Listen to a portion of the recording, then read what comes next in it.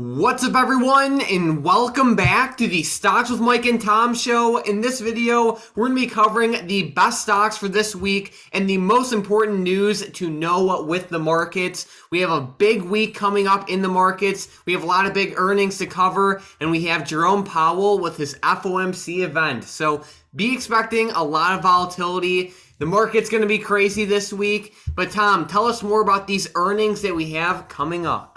Yeah, we have some pretty big earnings this week, Mike, once again. And, to start the week off, we're going to have Mosaic on Monday after close. That's going to be pretty big. We have Berkshire on Monday before open. We have some more news with Warren Buffett later on, so definitely stick around for that. But, Mike, Tuesday is going to be pretty big here. We have a lot of big companies: Pfizer, British Petroleum, Marathon Oil, Hilton, AMD after close, which is probably my favorite earnings report this week. We have Airbnb and then Starbucks also, and then also Lyft. Can't forget about them. Even Caesars is going to be reporting Tuesday after close. So that's going to be big. We have Moderna on Wednesday, CVS Health, Barrick Gold on Wednesday before open there, Twilio on Wednesday after close. And Mike, Thursday we have Square, Fubo, Lucid, and then Friday we have the almighty DraftKings. So it's a pretty big week. We have also lots of other smaller companies mixed in here too, like Penn Gaming, Royal Caribbean, and a lot more. So definitely keep a lot of these stocks on the radar, guys. A lot of these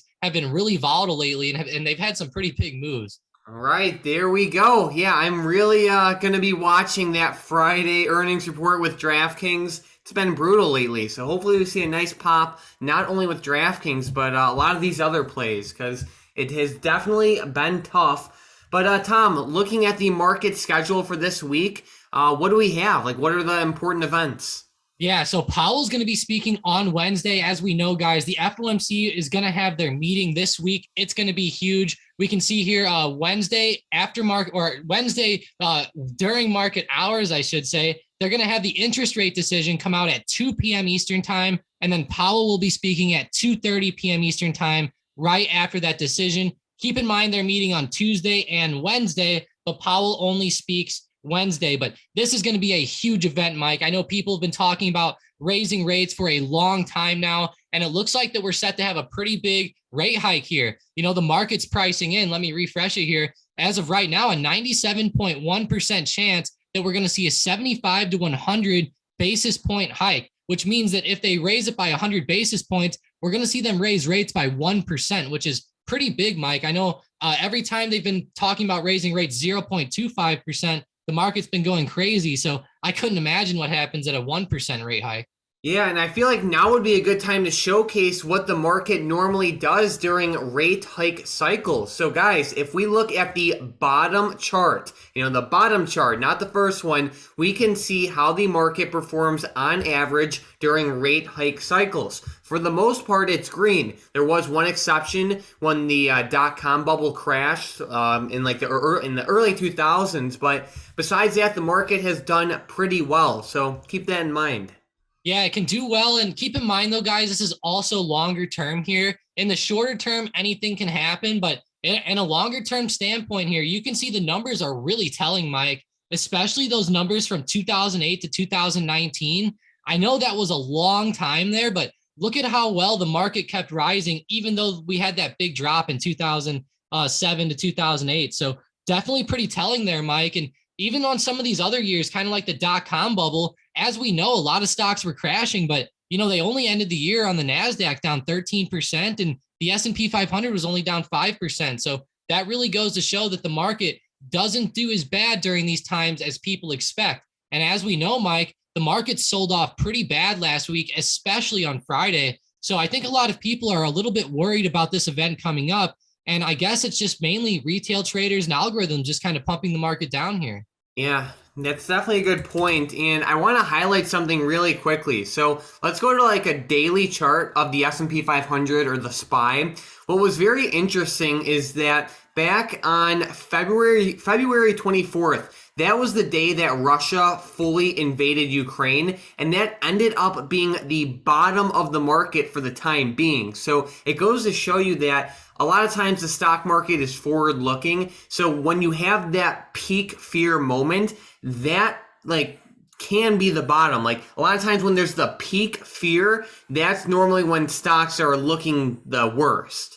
Yeah, it really is. And, it was pretty telling to see the stock market come back there, Mike. Like you kept saying there, if we go to like that 1 hour chart and we go back to, February 24th, it was insane to see how low the market was getting there for those few days. And the way that it started coming back was insane to the upside. And like you said, Russia started happening right around that time. So everyone was probably expecting a market crash, but the market was kind of selling off in anticipation of that. So it was insane to see that. Kind of like what we're seeing this week, Mike. The market's selling off in anticipation of Powell speaking. And, whenever they come out with that interest rate decision, it's going to be huge. And I'm curious to see what happens, Mike, because it seems like the market loves to go against the majority. And if I see the majority of people wanting to short the S&P 500 this week, then I think that we might end up seeing the market pop up. But, we'll have to see what happens and what's said, because obviously there's so many economic factors right now in play. And it's not even just the rates, Mike. I mean, obviously inflation's a big deal, consumer pricing and all types of stuff, even wages and stuff like that are taken into account. Yep, very, very true. So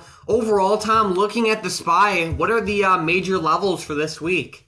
Yeah, so you were talking about February 24th, Mike, and you know what? That's actually going to be the level that we're going back to here. So on the 24th, the SPY fell down to 410, which also hit off of a huge trend line here. So whenever I'm looking at the SPY, it now just moved below that trend line that it bounced off of during that Russia escalation, and now we're hovering right on that 410 support. So this is going to be a big support this week at 410. If we break below this, I'm going to be pretty bearish. I'm not going to lie. I hope Powell helps the market come back, and, anything can happen with this going on. But Mike, these technicals are not looking good here. If this 410 support breaks, it will not make for some good movement. Now, as far as resistance to the upside, I'm seeing 425 and then 430 as major levels to the upside. So if we do start rising, I think 425 and 430 will be the bigger levels to look at. But like we said earlier, Mike, the SPY is not looking good here. On the daily chart, it's starting to sell off. And like I said, if we break below 410,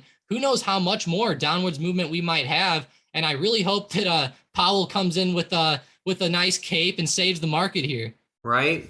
Yeah, so there we go. Tom, on another note, I want to check out some of that new news with Warren Buffett. So it turns out that Warren Buffett has actually been buying a ton of Activision Blizzard shares. So this is pretty big. So let's pull up that CNBC article. We can see that Warren Buffett says Berkshire owns 9.5% of Activision Blizzard shares in merger arbitrage bet. So basically what is set to happen is ATVI is set to be bought out by Microsoft for $95 a share.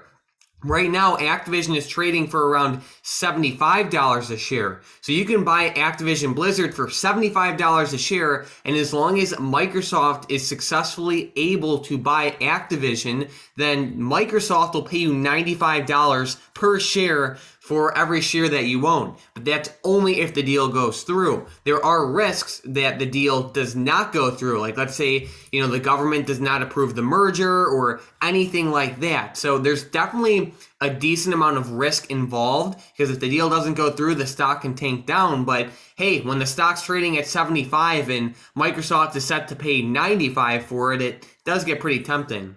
Yeah, it really does. And I really like what Warren Buffett was saying here. He said, we don't know what the Justice Department will do. We don't know what the EU will do. We don't know what 30 other jurisdictions will do. But one thing we do know is that Microsoft has the money, he said. So that's good to see at least. And like he said, if the deal doesn't go through, who knows what happens? That's in his own words there. So it's definitely kind of cool to see him doing this though, Mike. I know we talk about these arbitrage deals quite a lot because we always see companies getting bought out and stuff like that, especially a lot lately with Twitter and Activision. So to see this chart here, Mike, is pretty telling. And, as long as the deal goes through, like you said, you should get bought out around $95 a share. So it seems like a pretty decent trade as long as the deal goes through. It's just, if that deal gets canceled, who knows how much this could drop. I know there's been some plays in the past, like Pinterest, where somebody was going to buy them out. I think PayPal, and then they scrapped the deal, and you can see how south it ended up going. So it's always risky, but seems like Warren Buffett, Mike, has made some pretty risky trades lately. He's doing an arbitrage play with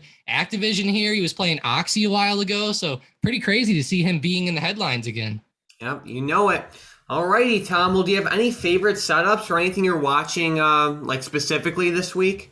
Yeah, so the SPY is going to be really important. Like we talked about earlier, I think that's going to be huge with that 410 support here. That better hold up, or else I think we might see a bit of a sell-off here, and I hope it doesn't happen. But, as of right now, it's not looking good. As far as other stocks to the upside, Mike, I will say Friday was brutal. We had so many stocks down 3, 4, 5%. Stocks like Netflix, AMD, stocks like that. I really think AMD is going to be a huge one to look at this week. It's been really volatile ever since they fell below $100, and they have earnings coming up too. So that's going to be big for them. Looks like they have a big support here around $85. So if they start breaking below there, we might see some pretty bad moves. And Mike, I know a lot of the growth sector was doing awesome Friday morning, like DraftKings, and then everything turned around and went red by the time the market closed. But that movement at open was so great. I really hope these earnings help push these growth stocks up. Like we have DraftKings earnings this week. We have Square earnings this week. You can see their setups on Friday were very similar. So hopefully we see some nice uptrends, Mike, because it's been a long time. And we've been seeing some companies have some pretty good reports lately. So maybe we'll see some nice numbers come out. All right, there we go. So let's get right into our momentum plays for tomorrow. With the first one, we have UPS to the downside. Man, UPS is really falling off. Go ahead and make them break below 179. All right, with the next one, we have JP Morgan also to the downside. Man, these banks, go ahead and make JP Morgan break below 118.90, right around 119. And then with the last one, we have Alibaba to the upside. Thank God, Mike. Thank God we have one play to the upside here. The China plays did very well Friday. Go ahead and make Baba break out above 102.50. Yep, sounds good. So we are watching Baba for a potential day trade to the upside tomorrow, only if they break above the levels Tom listed. And then we are watching UPS and JP Morgan for potential plays to the downside tomorrow, only if they break below the levels Tom listed. But before we move on, I want to give a giant shout out to our member of the day, Rick Sanchez in the Discord. You've been in the chat for almost 2 years now, and thank you so much for all of the activity and support. We really appreciate it. So huge shout out to Rick Sanchez. Tom, I also want to showcase the bot in the Discord. So if you guys trade options, make sure to check out that first link in the description and the comments down below for daily option swing trades, day trades, other custom bots, bonus day trade setups, and many other premium tools, custom bots, and basically you can chat with Tom and myself all day long. You can cancel at any time. We have a coupon running, and it's an awesome program. If you trade options, you won't find our bot anywhere else, and it does pretty dang good for the most part. So definitely check it out. Link down below. But Tom, do you have any other final things before we close out of the video? It's going to be a big week. I really hope Powell comes in and helps the market. Friday was really brutal. If you guys are bullish on Powell here, let us know in the comments down below. If you guys think Powell is going to end up tanking the market, let us know that as well. It's always interesting to see everybody's takes on these events. And it's definitely a big deal because, sometimes what the majority thinks ends up happening. And sometimes, as we know, Mike, the market likes to go against the majority. So it's kind of funny there, but hopefully the market moves well. Lots of stocks were down on Friday, like I said, especially some of these big chip plays. Definitely some pretty bad movement. Hopefully it gets better this week, Mike. And who knows, maybe we'll see a turnaround out of some of these airlines, maybe some of the cruise lines and stuff like that. I know Royal Caribbean's reporting this week too. So, I know some of these reopening plays were doing really good. So maybe we'll see a nice turnaround this week. All right, there we go. So thank you guys so much for watching today's video. If you learned something, make sure to subscribe. Also, if you trade options, make sure to check out those links down below. You won't find our bot anywhere else, and it does pretty dang good for the most part. Besides that, let's have a great week.